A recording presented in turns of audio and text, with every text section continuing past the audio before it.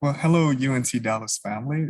My name is Arthur Lumsey Jr., and today we're going to be talking to some of our alumni about how to transition from UNT Dallas into the workforce during challenging economic changes and times. So, I'm your host for today. My name is Arthur Lumsey Jr., and I have the pleasure of speaking with three alumni from UNT Dallas. So, I'm by Miss Erica Hernandez, Mr. Christopher Marshall, Mr. Hector Robledo. And today we're going to be learning a little bit about them and their journey. So without further ado, could you guys tell us a little bit about what you majored in and then, well, majored in from UNT Dallas and any other universities, and then also too, what you currently do. So, Miss Erica, do you mind leading us off? Yes, so my name is Erica Hernandez. I am a UNT Dallas graduate, and I earned my MBA in OBHR, which stands for Organizational Behavior and Human Resources. I also hold a BA and MA in Spanish. My MBA in OBHR is my third degree, and I am very proud to say that I am UNT Dallas alumni. I currently work for Uplift Education, and I am a talent acquisition specialist. And I recruit and hire for all of the high schools, all instructional staff and positions for the entire school district. Nice, thank you. So, if anyone needs a job at Uplift, are you currently hiring right now? Yes, we are currently hiring, and I will definitely drop my information in the chat at the end so that you guys can reach out and contact me. We have lots of positions opened for instructional and non-instructional in our district. Awesome. Thank you. Thank you so much. Good evening. My name is Christopher Marshall. I'm, of course, alumni of UNT Dallas.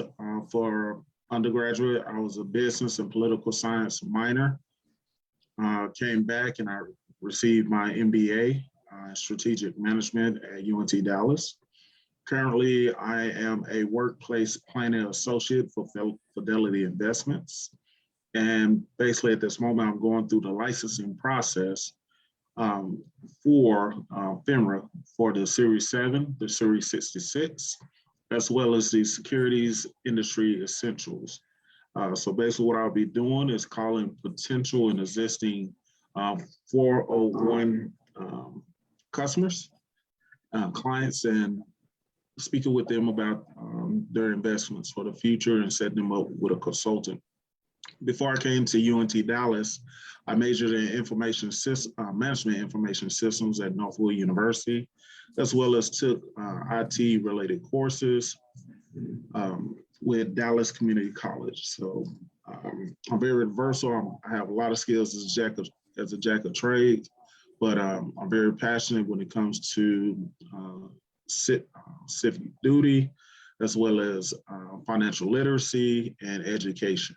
So that's a little bit about myself. Thank you so much. Thank you. All right, thank you, Chris. So I'm just going to quickly introduce myself. Hello, good evening, everyone. My name is Hector Robledo. I my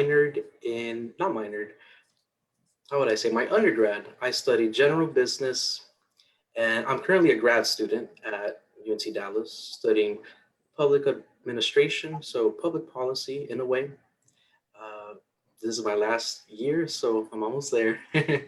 And I am currently employed actually at the law school at UNT Dallas. So my title is Senior Administrative Associate. So I'm more on the liaison. I help out and assist with enrollment for the clinics. We have a Joyce M. Brown Innocence Clinic. So we actually have lawyers reaching out to inmates that have been wrongfully convicted.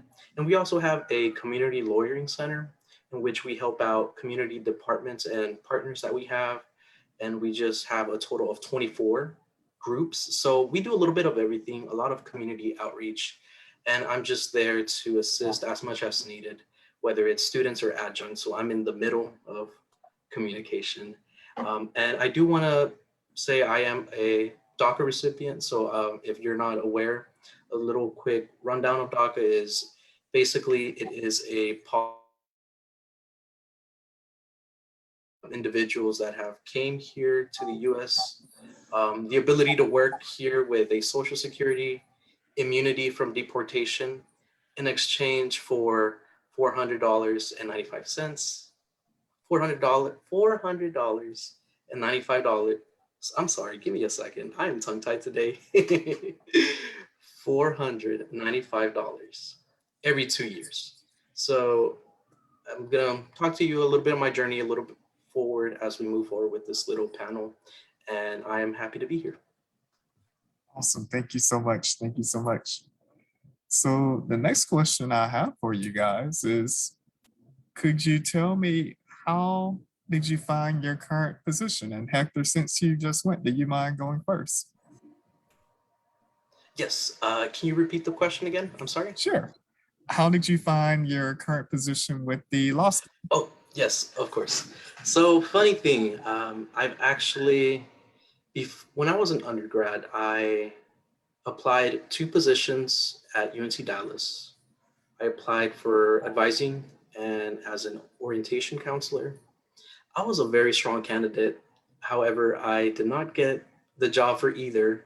However, one of the directors directed me to apply, highly suggested me to apply for the law school. At first, I was a little repulsive. I was like, I don't think that's me. But the director was really, how would I say, he pushed me into it because he saw what I was capable of doing. So I went ahead and applied, and first thing I knew, I honestly, I'm gonna be honest, I wasn't so entirely sure, but it just, I got the job interview and here I am.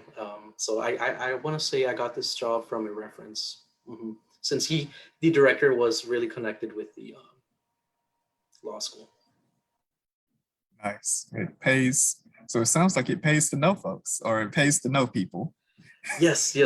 Either that or just be open to alternatives. So. Absolutely. So, Mr. Marshall, I know you said, correct me if I'm wrong, that you work with Fidelity Investments, correct? Yes, sir. How did you find your current job? Well, I tell you, because of the career services at UNT Dallas, I got curious about Fidelity coming to the workshops many times when we were on campus, and also after recovering from COVID, I attended the virtual ones. And once I heard about the experiences of current employees there, I said, hey, I'll give them a shot. Back before I came to UNT Dallas to pursue my education, I actually worked at State Farm, and I worked as a customer service representative in the mutual funds department and also the Life Resource Center. And so I had some experience working with investment products and retirement products. And I was like, hey, let me give it a shot. But this time around, I'm doing more of a sales role, including the service and customer service part of that. But I'm actually doing more of the sales role this time, which requires a little bit more licensing than I previously had before. Give me a second, guys, here. No worries.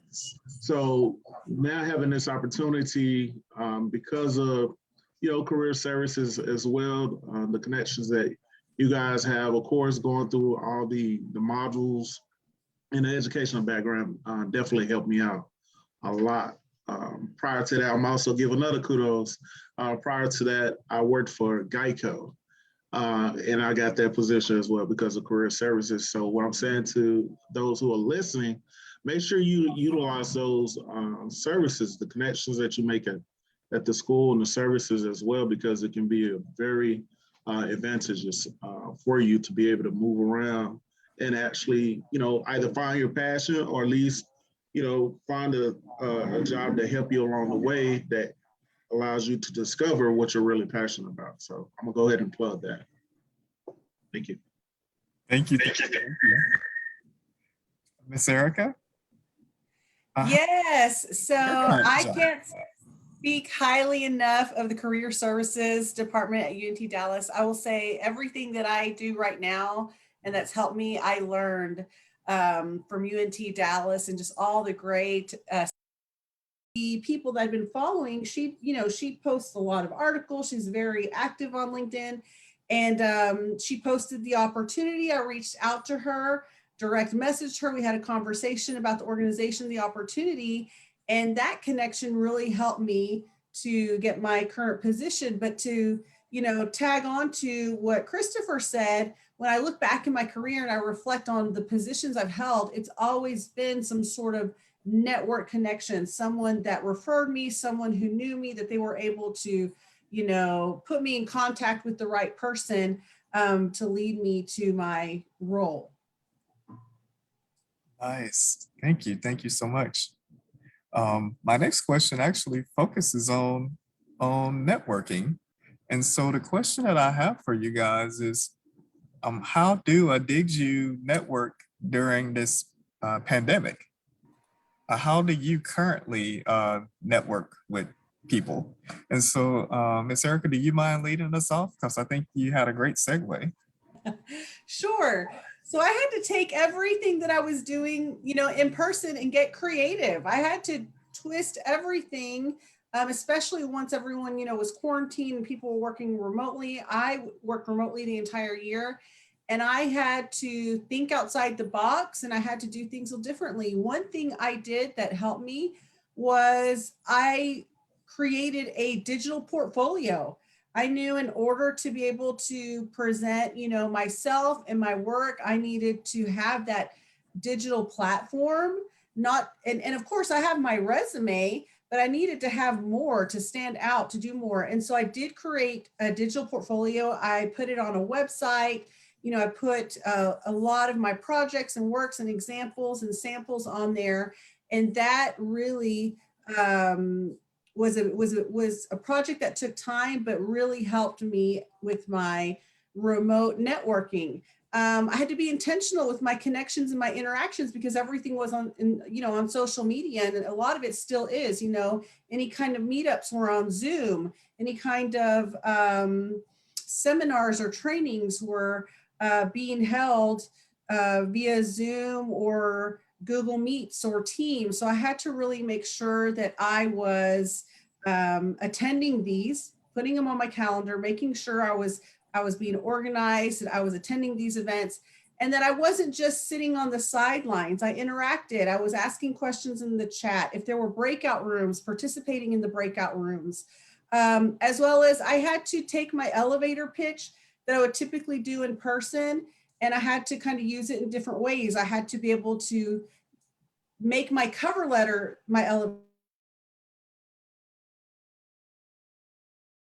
When these networking events did take place, there's a lot of networking opportunities, especially with professional organizations. And so I had to make sure that I was planning, setting goals, and making time. You can't just let things fall into your lap or hope, that you'll make connections. You have to be intentional. I had to plan. I had to say, okay, I want to be a part of this. I want to talk to these people. I need to meet these people to ask questions about this industry and the roles that I would potentially like to have in this industry. Nice, being strategic. Yeah. Nice. Would Mr. Christopher or Hector, would you guys like to talk about how did you network during COVID-19? Yes, I'll quickly I'll quickly give a little story on how I networked. I actually got an internship by the emails that I got from Career Services. So back in summer 2020, I actually saw an opportunity for project management. Um, the industry name is ACD, Acción de Development. So it's like, how would I say, helping out with the revitalization of the housing industry. So I was able to connect with the project manager and founder, Ariana Paz. She was really helpful. We actually met in person twice of course, meeting with the CDC standards, 6 feet apart, little masks. And I felt that it's important to be genuine whenever you do network, because I can understand, we can tell you, hey, you gotta make sure you make connections with XYZ, but you have to see, what are your passions? What are you passionate about? What do you want to change in your career that you are? Because with me, what I've understand was I have a passion for just equity, whether it's education or housing. I saw this bleak understanding that, hey, we have a housing crisis. And COVID has really amped up everything, whether it's generational wealth or whether it's those industries of business coming in, commercial. And it's just understanding that policy. That's where I'm coming from, because that's what I'm studying. Public policy, how are these policies affecting our communities? So with me, how I networked, I make sure that, again, I followed some groups as well on LinkedIn, but I made sure that those groups aligned with what I'm passionate about. So that's how I networked during the pandemic. And Mr. Marshall? Well, I'm gonna definitely take this moment to say, Hector, you're doing a remarkable job. And just listening to that, I'm very elated over here, especially when it comes to equity. As I often know, I'm very in the different circles when it comes to social justice and equity within Southern Dallas, but also nationwide. But I'm gonna get back onto this this question here. After recovering for COVID last summer, I said I wasn't going to let COVID stop me. So being in different circles and things like that, I heeded the word of the CDC. Actually, I was doing stuff before the CDC even said it when it came to double masking, because I was that paranoid when I got out the hospital. So knowing my personality, the organizations that I was involved with, and especially when it came to serving the Southern Dallas community with the food pantry programs that we do with the North Texas Food Bank. I was out there meeting people, helping people, double mask, keep the hand sanitizer with me at all times, the social distance as much as possible. But not only that, I'm already a tech savvy type of person. So I was up on Cisco systems. When it came to Zoom, I was already up to date on that.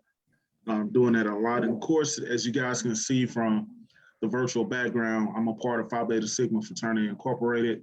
So I'm used to being in different organizations and talking with different people that's from different sectors of the economy or even nonprofits or so. And on top of that, being a part of a nonprofit as well as a board member, I'm used to, hello, how you doing, shaking hands, but the pandemic has changed those things. So we have to adapt to how we do networking, whether it's digitally or in person. So that's been my biggest successes when it comes to networking during the pandemic. I also want to plug UNT Dallas one more time. Updating my profiles on JobWell, on Handshake, LinkedIn, what's the other ones? Indeed, Career Builders, Monsters, all that. Updating the educational statuses, certifications, and of course, where I come from. You have a lot of different people that are reach out to you because there is a big demand within our economy right now for highly skilled and highly educated individuals. And when they see that on the resume and on your profiles, a lot of people reach out and we'll get the dialogue going there. So as I'm saying, I'm plugging UNT Dallas once again, because career services gets you prepared for networking in a big way. So thank you. And I just want to add to what he said real quickly. He said updating your profiles and making sure you have up-to-date information. I just want to say that is so important, especially with me being a talent recruiter with Uplift Education, making sure that when you're applying that your information's up to date and you're going back and you're checking those applications where you've applied.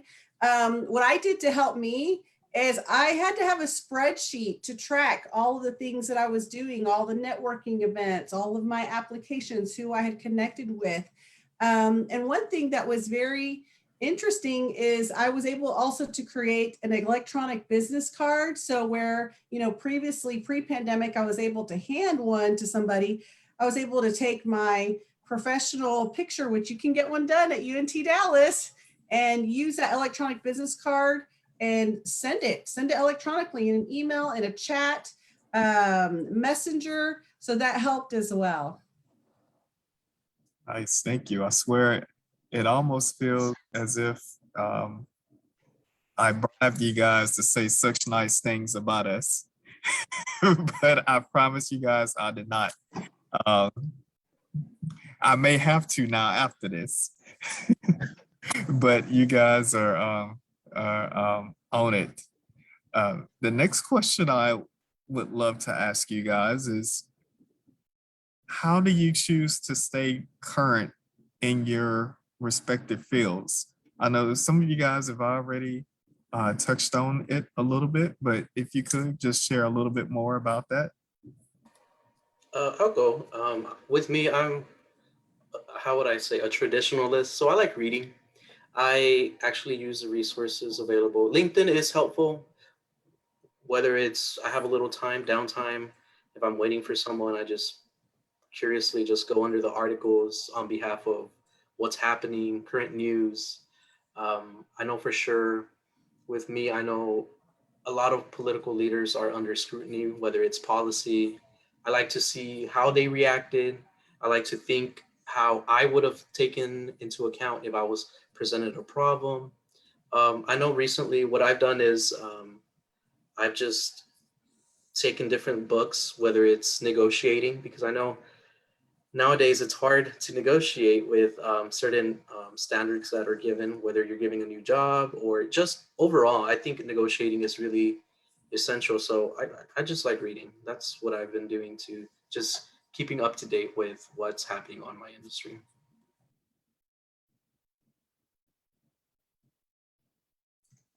How I about guess I'll go Marshall? this time around. Being in a highly regulated industry when it comes to securities products, it is demanded by Congress and all several regulatory organizations to stay up on this information because you're affecting the lives of so many people, especially when it comes to retirement products and definitely when it comes to senior citizens. So for me, already having an experience and an educational background within this industry, just like Hector has said, stay down with the news, stay up to date with what's going on with the economy.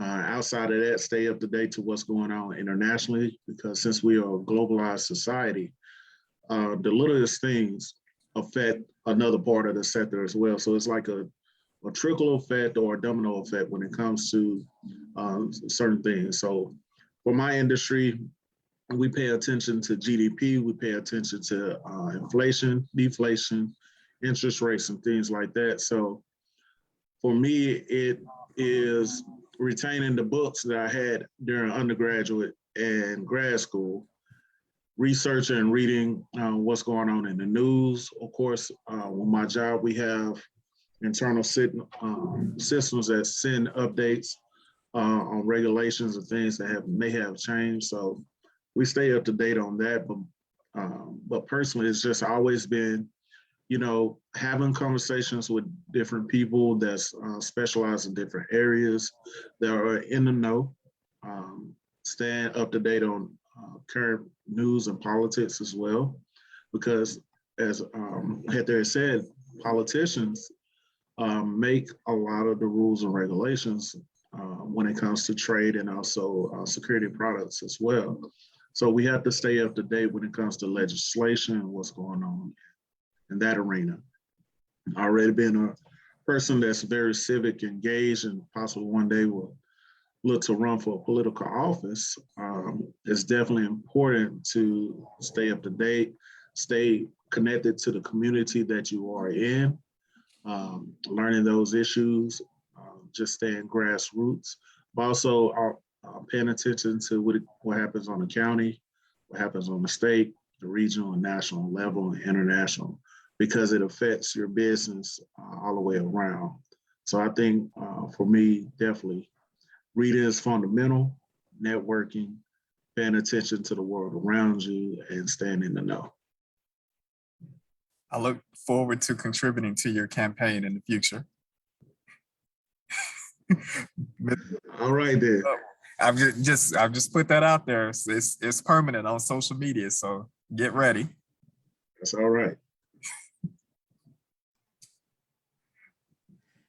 So I'll add on to that. As far as human resources is so broad and there's so many functions and areas, and we have to follow a lot of legislation as well. We're talking, Family Medical Leave Act, ADA, Title VII, complex legislation. And with the with COVID-19, especially this past year, there's just been so much at the national level, at the state level, at the county and city level. And so as HR professionals, we're the ones that are in between, the legislation that's being passed and the employees, and making sure that we're following it and there is equity and everything is, in order. And so in order to stay on top of that, I have to do a lot of independent research, reading and research in these areas. I have to follow and stay up to date on trends. I have to be aware of current laws, what's being passed, what's going on with legislation, and to assist, because it's a lot. It's just so much. I am a member of professional organizations like Dallas HR, National HR. So Dallas HR, the HR is for human resources. National SHRM is Society for Human Resources Management. And these, organizations, like during the COVID pandemic, would have these webinars where a legislation was passed and all these HR professionals were attending to discuss to see how it was going to affect their industry and how we were going to relay this information to the employees. So that helped me a lot to stay current in my field, being a part of these professional organizations. And you don't have to wait till you graduate to be a member. I was a student member of Dallas HR National SHRM and paid student fees to be a member while I was in college. And there are professional organizations on campus. I was also able to be a part of UNT Dallas SHRM, and we did many projects and attended, National SHRM conference. But those organizations helped me to stay current, doing independent research, staying up to date with trends and legislation. And of course, my professional network. If there's an area that's gray or I need counsel, I reach out to my mentors or those people who have more experience than I do to seek advice or to have those discussions. Nice. Well, I want to take a moment to pause to see if there are anybody who's tuning in currently on Zoom and/or on Facebook that have a specific question for you guys that they would like to be answered before I proceed with the remaining ones.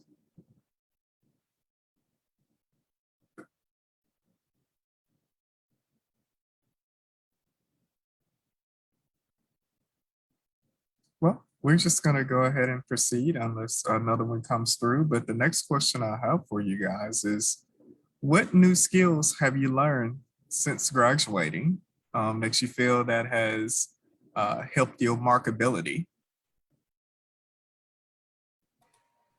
I can go. One thing that I have learned in skills, I would say, is just being honest and communicative with your department. I know coming to the law school, it was a cultural shock for me because the UNT Dallas campus is way completely different to the law school. So you're talking to lawyers, they think differently, that the whole culture is different. So from my understanding, what I've done is if I don't know the answer to anything, I reach out to people who might, because at the end of the day, not everybody's going to have the answers. So if you look at it, COVID has really, how would I say, allowed us to put on our thinking caps and work as a team, because some things have not been done this way for X, Y, Z reasons. So whether it was in person or virtual, one skill that I learned for sure was making sure that I'm confident with my team, making sure that I am transparent with what I'm capable of doing, because sometimes there are times where they would ask you to do a specific project and you're not comfortable doing, or you feel that it won't meet up to the standard. So with me, it's just being more open and communicative with what is given with my responsibilities and making sure that whatever has to be done, it could be done as a team. So that's what I would give for my skill sets.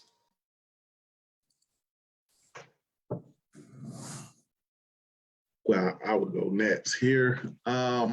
It's been very interesting for me just adjusting to this new normal. I actually work from home with both positions that I had before. So a lot of the skills that I have is basically just being utilized and enforced. I would say other than the training that I'm receiving, it's just opening up new areas that I wasn't familiar with. Like options. Options is one of the biggest things that's out there.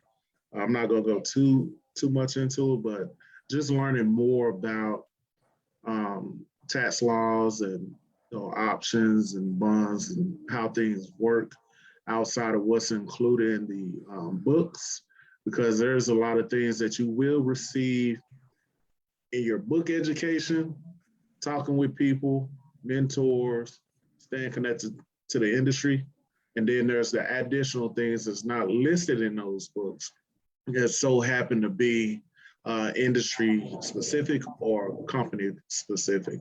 So just one, adjusting. I think one of the biggest things when it comes to OB, as Erica was speaking about, just learning the culture and how to fit within that, but also bring your unique talent and skills and enhance the environment. So I would at least say that. Nice, thank you.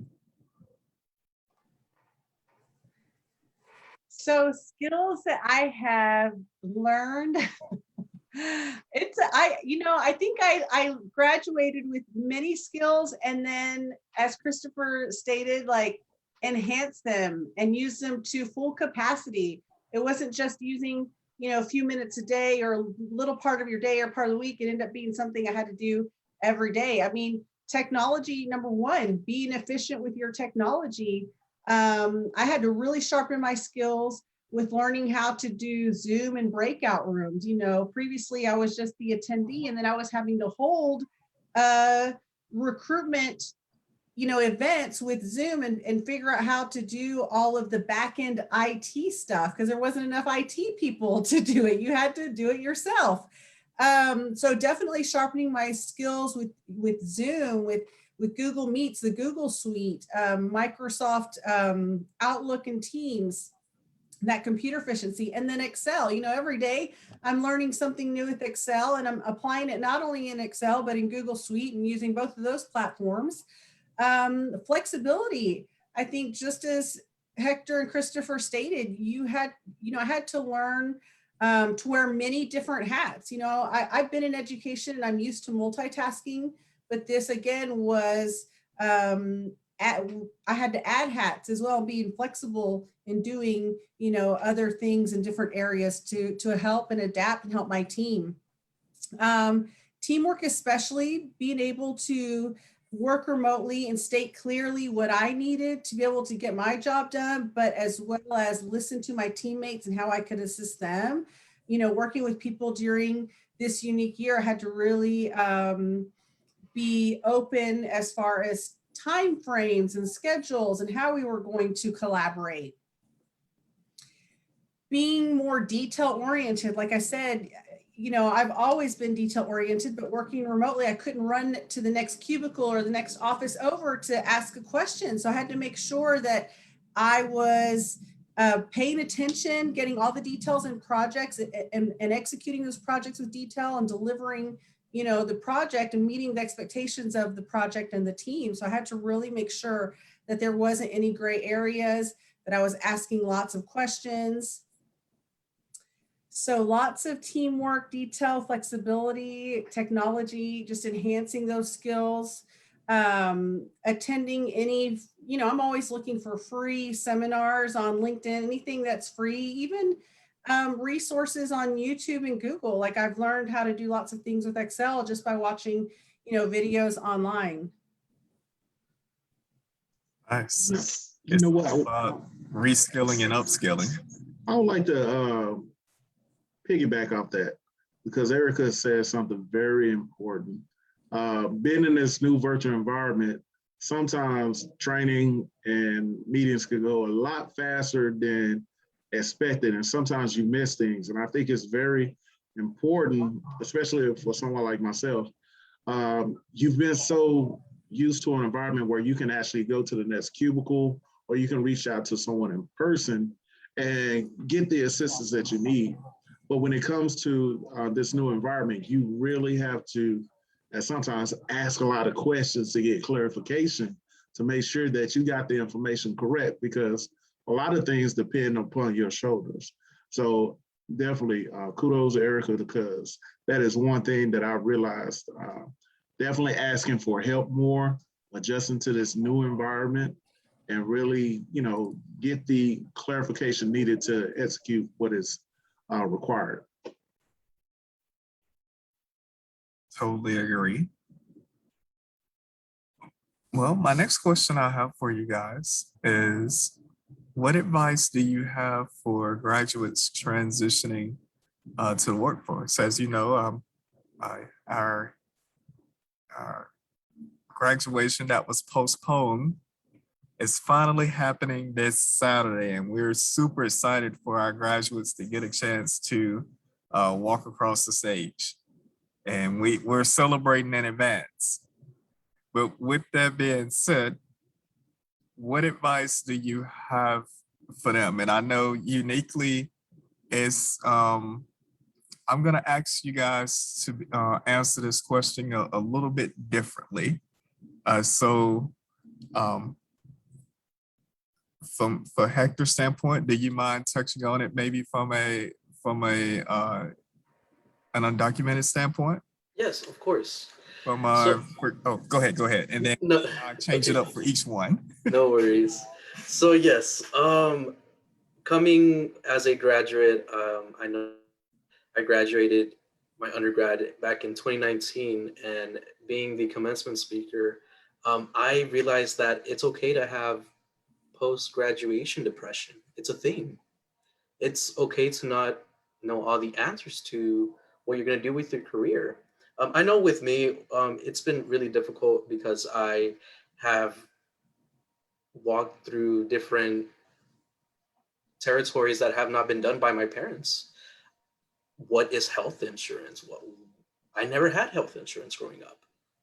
I have a job now and they offer health insurance. And then I think, why were my parents not given this opportunity? The basic health insurance. Then I think about housing. My parents came here about 20 years ago and they told me, it's like, yeah, we have an interest rate of like 8 or 9%. And then I go like, what? What is that? Because again, they're a liability. So with me, one of the tips if you are a DACA student or undocumented would be just speak out with what you feel is not right. Like I know for me, I like to share my stories with my coworkers that are lawyers, and some of them don't see my story. That I'm like, oh, I can't imagine. Why would I have to pay $495 every 2 years just to be safe here and have the ability to work? It's just, again, just being visible, making sure that your voice matters. I know it's been really difficult with being in this limbo stage. I know, I'm not sure if anybody in this Zoom or anybody on Facebook has been undocumented and have DACA, but it's almost been 10 years since we have reached a solution.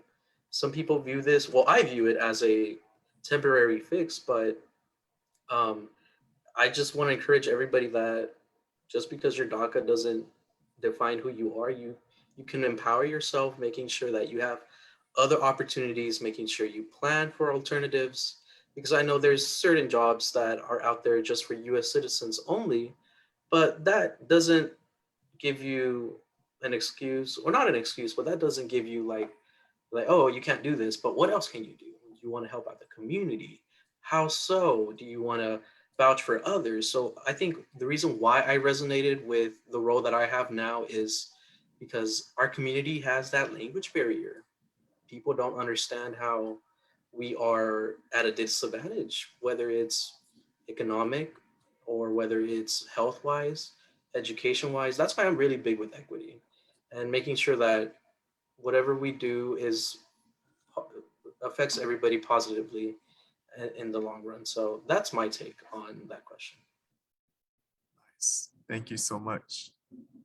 Mr. Marshall, I would like for you to answer this question. What advice would you give for Black men such as yourself transitioning from college into the workforce?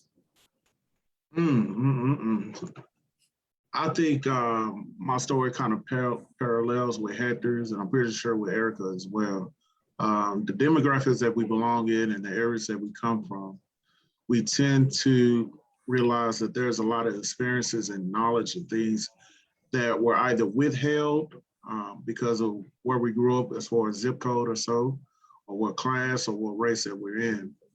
I think it's very important that we continue to educate ourselves on the issues that surrounds those things. Not having health insurance and now having health insurance. Hector has a position where he can go into his community and speak to people about what does it mean to have health insurance, what it's like paying for health insurance, and what it's like to actually utilize those. Same with with my community, being part of the African American Black male. We tend, especially due to this pandemic, prior to that, we didn't go to the doctor as much. We didn't know about investments. We didn't know about, certain things that's going on in politics or from, local, state, county, regional, national. We didn't know these things because the generations before us didn't have those opportunities because they were denied those opportunities.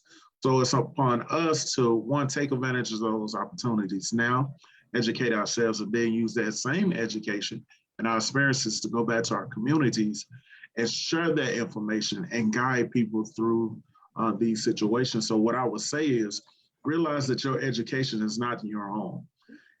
Your position of where you are now to be able to get this education means that you have a responsibility. As they say, too much is given, as much is required. That means you must go into these environments, learn as much as you can, and also share that information, because a lot of things that happen within our communities is due to the lack of resources and education. That's why we have so many things that's going on now. Heather was speaking about, being at UNT Dallas and working around some attorneys that don't necessarily understand the cultural context of which he's come from, and how that has impacted his people in the past and how it's impacted him as well. Same context as for myself. I've been to UNT Dallas Law School many times, sitting into the classes and realizing that there's going to be a lot of different people that come from different cultural and economic backgrounds that they don't understand your experiences far too much because of the atmosphere which they grew up in, the politics that they grew up under, and the perceptions that they see. I think one of the most important things in law school is they teach you about perspectives.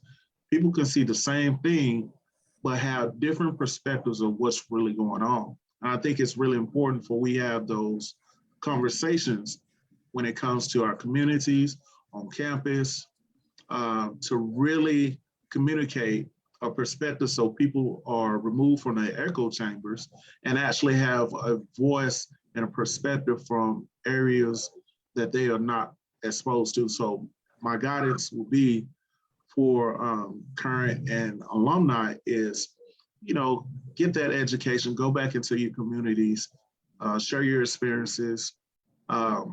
Also listen to other perspectives. Sometimes it's not always going to be an agreement, but remember to agree to disagree and find that common ground and compromise to make things work out and move forward. Ms. Bailey, I see your hand raised.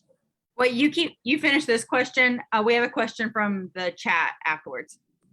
Okay.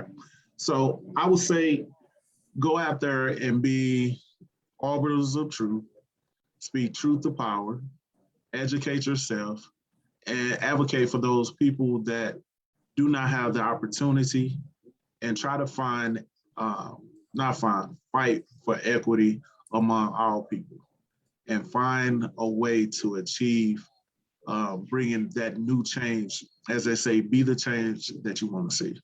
So I have a lot more, but I'm gonna leave it at that. Nice. I think we will go to Ms. Hernandez, and then we will circle back to answer the question from our audience member. So Ms. Hernandez, I would like for you to answer this question. For what advice would you have for graduates transitioning into the workforce as a woman, and maybe also too from a Latina perspective as well? Okay, I'm going to do that and add on as well to some of the things I heard Christopher say. You know, one, I'm a first gen ed student. I was the first one to graduate from high school and college on both sides of my family. I have an immigrant father from Mexico. So I had to figure things out first and on my own. And so my advice as a female, as a Latina, get a mentor, get someone that is doing what you want to do, that you're passionate about. Find those people and ask them, what did they do to get there? What steps did they take to get there, so that you can start devising your plan and your steps to meet your goals. That's probably one of the best pieces of advice that I can give you is, if you're at UNT Dallas and you're on campus and there's an area that you like or classes that you're taking, talk to your professors, talk to those organizations, meet professionals, and ask them for that help. Say, can you mentor me? Can you guide me through this? Let's talk about what I need to do. Do visits. If you can visit and observe and shadow somebody in that career field to see what it is they're doing, to see what the daily looks like. Set your own goals and plans. Network. Don't give up. Practice as well. I will say in education right now, my role, we're trying to close that achievement gap. Just like I've heard Hector and Christopher talking about, we serve a diverse student population. And so I would say volunteer, share the information, guide people, just like Christopher said, but you have to volunteer and get connected with diversity, equity, and inclusion, and be open to that. Especially, you know, in my industry, in HR and education, you have to be open to diversity, equity, and inclusion. And that will definitely help you to see different perspectives, to understand, to be empathetic to what's happening, you know, in our world today. But like I said, getting those people in your network that are doing what you want to do, that can help you, that can guide you, that can give you advice on certifications or things that you need to do to be that expert or to have that role or to have that certification is my advice. Nice, thank you. And we're gonna now see if we can answer the question from the audience. Yes. It's how do you do a digital portfolio, and what would you recommend you can put in the digital portfolio? Miss Erica, do you mind answering that? Because I think you spoke Sure. earlier. Okay, so you know, the trend now is that these digital portfolios are becoming, you know, the trend, especially starting those in college. Like I did have to do my research and look at the different types of portfolios that were out there, electronic portfolios that exist. I can speak more to the education industry. A lot of people that are planning on becoming teachers in their content area, making sure that they had their coursework and projects and their hours and schools that they were visiting and doing their clinicals. All of that was, on their digital portfolio. You really kind of have to go look and see different examples, because there's plenty out there to look at and see how you want to devise and present yourself. If you're in college and you don't have the work experience, you're going to base your portfolio off of your projects. I can say that when I first started networking and working on getting that HR role, I took my graduate school projects, which are not easy and applicable in real world. My projects that I did in graduate school are things that are happening in the workforce. And I was able to take those projects and put those in my portfolio. Now, as I grow and I learn and I add skills, I modify my portfolio. And right now I have more experience under my belt. So now, I've done a little shift with my portfolio, and it's not so centered on my projects in college, but now the projects that I've been doing, in the HR industry. And so really you kind of have to do the research and see some examples and see what applies to you. You may be a student with no experience, so you're going to utilize, those class projects, in your portfolio. Or maybe you have, a professional background and you're doing a career transition. So what can you take from that transfers that you can put into your portfolio? So there's just a lot of different things you can do. And this is something I would say, start doing your research, have that discussion with career services, with your professors in your degree plan, and see what you can do to create something that tells your story and your goals and what you're trying to do, and shows your skills. I want to add to that as well. With the digital portfolios, I majored in a more broad major, general business, political science, MBA. Even though, I'm more business based, those skills, those networks, those projects, and the courses that I've completed helps me want to be more educated in certain other areas. Like I'm very versatile when it comes to psychology, versatile when it comes to civic engagement, history, and what's going on. I'm stating this because that digital portfolio, those experiences, those volunteer activities that you participate in and internships give you experience that can be adaptive in different ways.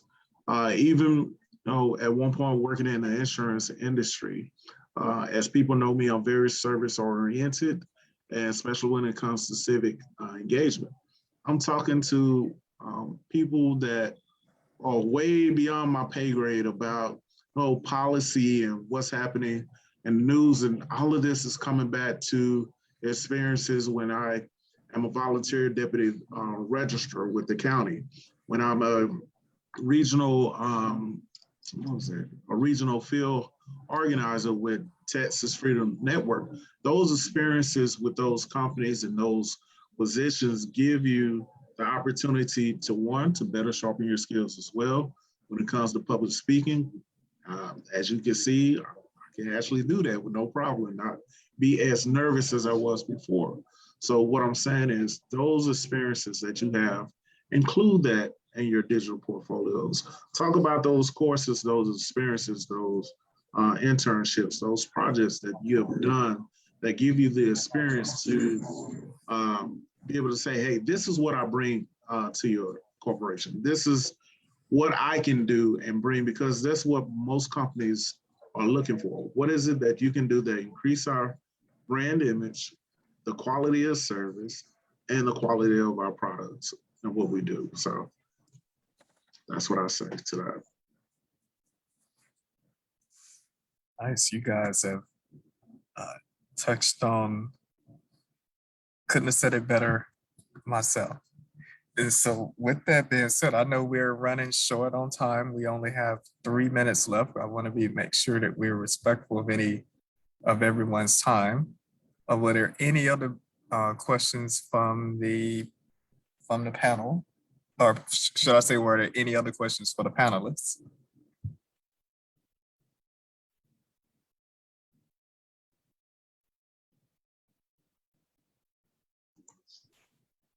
If not, I think we need to plug our socials and how they can get in contact with us if they have any questions outside of this. Absolutely, absolutely. Do you guys mind uh, doing that for us right now? Stating it verbally, but then also making sure to add it in the chat for us as well. So who would like to go first? Did you want us to say it as well? Yes, please. Oh, okay, I can go first and I'll throw it in Okay. the chat. Okay, so my name is Erica Hernandez and I work with Uplift Education, and my email address is actually the first three letters of my name, Ari, and my last name Hernandez at uplifteducation.org. And you could definitely, Google Uplift and you will get lots of information, but you can definitely reach out to me directly to ask any questions. I want to help all of my UNT Dallas family, anybody who has questions on interviewing, resume, recruitment, career advice. I definitely want to be a mentor and be a resource as well. So you can reach out to me at Ari Hernandez at uplifteducation.org. And like I said, feel free to visit, Uplift Education website and reach out to me for any career advice. And just to reiterate, you are hiring, correct? Yes, I am hiring. I need teachers, teacher assistants, campus and instruction campus, and even district positions. We have lots of management and director level positions as well. Operations positions, you name it, we've got it. Nice. Thank you. I'm gonna answer the question that's in the chat a little bit after this. Christopher A. Marshall on LinkedIn, you can find me there. If you're on Instagram, I have two. One is DJKB116. I am an entrepreneur as well. And also UNTD Sigmas, Prez, Prez, Rise. And so you can find me there as well. Send me a direct message and we can connect that way and I can answer more questions for you. As far as the public speaking, within our classes at UNT Dallas, we did a lot of projects where we had to get up in front of people, and you gotta be confident, project, and know what you're talking about. Doing the research beforehand and speaking about your experiences help you to get past that, the nervousness that comes with speaking in front of other people. So that's what I recommend. Alrighty. Thank you, Chris. I provided my email in the chat box, hector.robledo@untdallas.edu. If you have any questions, whether you're an undergrad or you're thinking about grad school, or any of the resources, any questions you might have for the university, or any questions that you just didn't have time to ask or you're still curious, because I know sometimes we have questions afterwards, feel free to give me an email, just so you're a UNT Dallas student, and I'm more than happy to answer or direct you in any way as possible. So here at UNT Dallas, we're family. Absolutely. I can't say that enough. I mean, I think I reached out to all of you guys on a whim, through a email. Chris, I think I even DM'd you through IG. Bro, you did IG, LinkedIn, hit me on the email. I was like, hey, that's what I'm talking about. Utilize those social networks to reach out to people. I love the persistence. That's what really persuaded me. Besides, you're a good dude, man. Your department has always been there and really working on our behalf to make sure that we're top notch. So yeah, I was gonna do it no matter what. Thank you so much. And I know, Erica, we speak all the time, it feels like, or if we don't, we need to start doing it just to make it, book it once a month, especially now, because we're trying to make sure that we're funneling some of our students to Erica to make sure that they're joining up with the Uplift family. And we have a golden gatekeeper who's wanting to reach back, and we can't say thank you enough. Thank you. And Hector, I've always admired you, and definitely for sharing, just being transparent and vulnerable and helping our students and being accessible and available. And for that, I can't say thank you enough, especially for sharing today. Thank you so much. No worries. And so with that, I know we're 2 minutes over, but I hope that you guys don't mind. As I say, especially with our workshops, when we're able to invite back alumni, it makes it more real. I mean, it gets no realer than the people who have sat in the same courses that you've taken, um, and who've participated in some of the same extracurricular activities on campus and leveraged all of that to get where they are, but not necessarily that, but where they're going. And I look forward to watching all of you guys, as we like to say, blaze your trail, because that's what you guys are doing right now. And so keep it up. And we hope that you guys can visit us again in this virtual space, but hopefully one day soon on campus. Oh yeah, that is my plan. I'm always connected to the campus no matter what, especially because of what I have right here. So I'm definitely always there to support and be able to guide people. So I appreciate that. Awesome, awesome. Well, with that, we want to say thank you guys once again. Also, too, for those who are going to be watching us on the repeat, please like, subscribe, and share to help get our word out. And we want to say good night, and we will see you soon. Fall planning is coming up, first day of school, August 23rd, graduation this Saturday. We hope to see you at either one of those in some way, form, or fashion. We look forward to seeing you guys. I'm walking, baby. I'm walking. Sigma walking across that stage, baby. That's what I'm talking about. Absolutely, absolutely. Well, I hope you guys have a great evening, and thank you guys once again. And thank you for all our guests who've joined us this evening, either on social media or on Zoom.